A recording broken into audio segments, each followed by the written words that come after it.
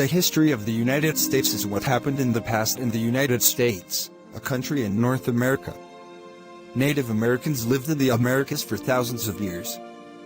English people in 1607 went to the place now called Jamestown, Virginia. Other European settlers went to the colonies, mostly from England and later Great Britain. France, Spain, and the Netherlands. They also colonized North America.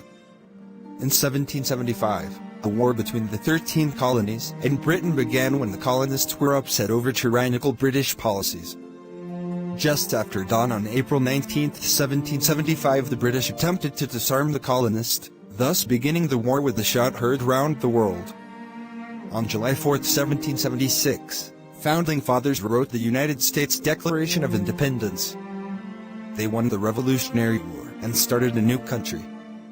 They signed the Constitution in 1787 and the Bill of Rights in 1791. General George Washington, who had led the war, became its first president. During the 19th century, the United States gained much more land in the West and began to become industrialized. In 1861, several states in the South left the United States to start a new country called the Confederate States of America. This caused the American Civil War. After the war, immigration resumed. Some Americans became very rich in this Gilded Age, and the country developed one of the largest economies in the world. In the early 20th century, the United States became a world power, fighting in World War I and World War II. Between the wars, there was an economic boom called the Roaring Twenties, when people became richer, and a bust called the Great Depression when most were poorer. The Great Depression ended with World War II. The United States and the Soviet Union entered the Cold War.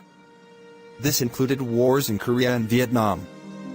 During this time, African Americans, Chicanos, and women sought more rights. In the 1970s and 1980s, the United States started to make fewer things in factories. The country then went through the worst recession it had since the Great Depression. In the late 1980s, the Cold War ended, helping the United States out of recession. The Middle East became more important in American foreign policy, especially after the September 11th attacks in 2001.